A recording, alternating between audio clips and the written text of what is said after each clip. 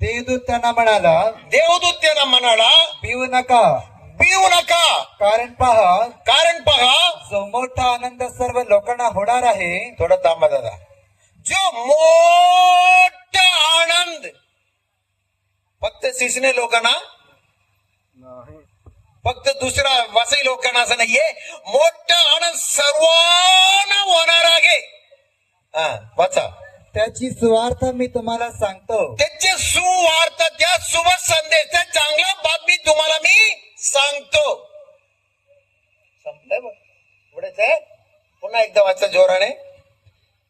तेव्हा देवदूत त्यांना म्हणाला, देवदूत त्यांना म्हणाला, भिवू नका, भिवू नका, कारण पहा जो मोठा आनंद सर्व लोकांना होणार आहे. जो मोठा आनंद सर्वांना होणार आहे.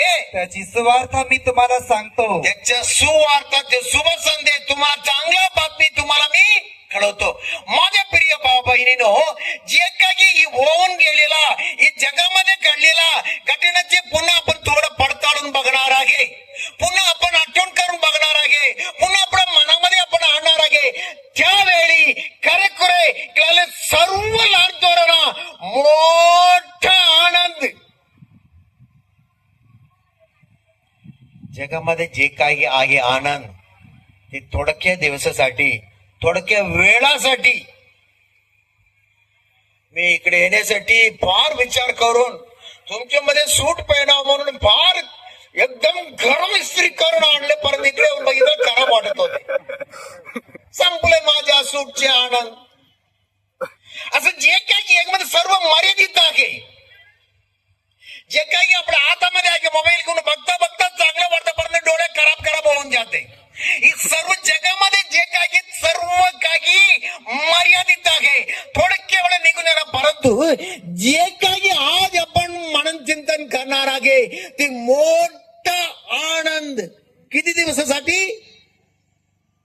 रविवारी बघतील येताना मिळतं ते, नाहीतर अमावासी पौर्णिमाला, नाहीतरी वर्षाला एकदा अशा प्रकारचे आनंद मेळावर येणार जाणार नाही.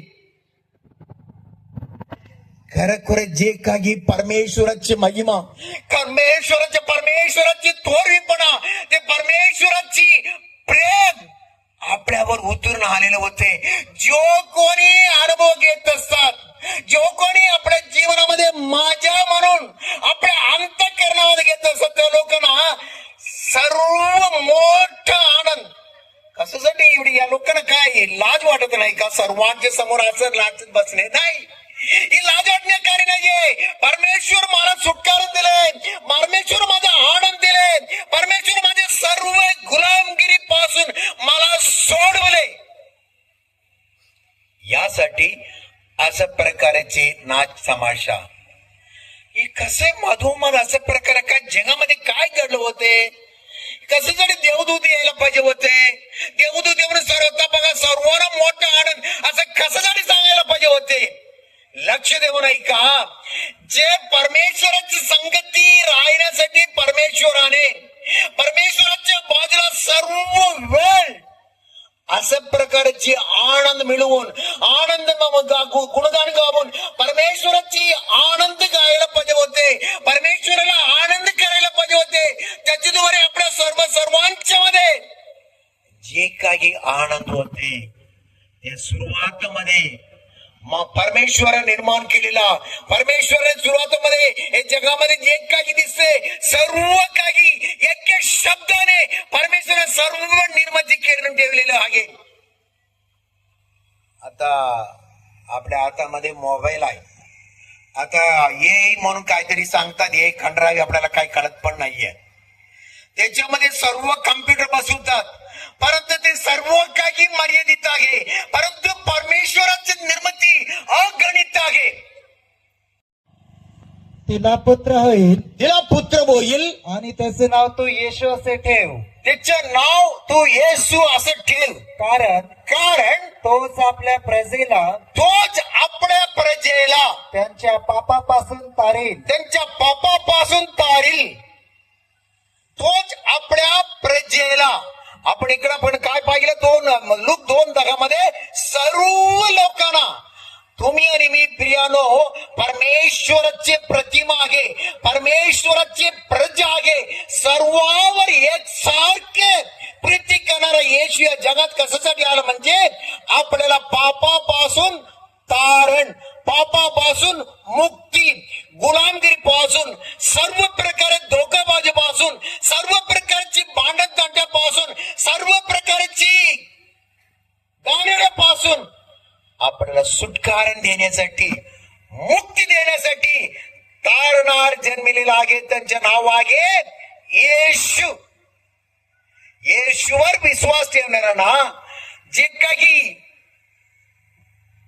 आपल्या जीवनामध्ये आपण केलेला पाप, आता जगामध्ये राहत असताना आपली परिस्थिती, आपण परमेश्वराकडे जाऊन पोहोचूपर्यंत सर्व काळामध्ये त्यांच्या प्रीती आपल्याला पापापासून तारणार आहे. प्रभू येशू ख्रिस्ताची महिमा असा आहे, अशुद्ध घाणेरडे मनुष्याला घाणेरडे जगातून काढून त्यांना शुद्ध करून, पवित्र करून, त्यांना तारण देऊन, त्यांना मुक्ती देऊन, पुन्हा या घाणेरडे जगामध्ये ठेवून त्यांना शुद्धतेने राखण करणे प्रभू येशू ख्रिस्ताची फार मोठा अद्भुत कार्य आहे. कळाला का? हा पवित्र लोकांना, हा पवित्र जगातून निवडून, त्यांना शुद्ध करून, त्यांना पापापासून मुक्ती देऊन, त्यांना या जगामध्ये ठेवून आपण शुद्धतेने राखणे प्रभू येशू ख्रिस्ताचे फार मोठा अद्भुत कार्य आहे. या येशू ख्रिस्तावर विश्वास ठेवणाऱ्यांना पापापासून मुक्ती आणि तारण दुसऱ्या कोणाकडून नाही, तारण दुसऱ्या कोणाकडून नाही. कारण जेणेकरून आपलं तारण होईल, कारण जेणेकरून आपल्याला तारण होईल असे दुसरे कोणतेही नाव, असे दुसरं कोणतंही नाव आकाशाखाली मनुष्यांमध्ये दिलेले नाही. मनुष्यांच्या मध्ये दिलेलं नाही. आकाशकाली मनुष्यांच्या मध्ये प्रभू येशू ख्रिस्ताचे नाव तारणार नाव म्हणून देण्यात आलेलं आहे. जगामध्ये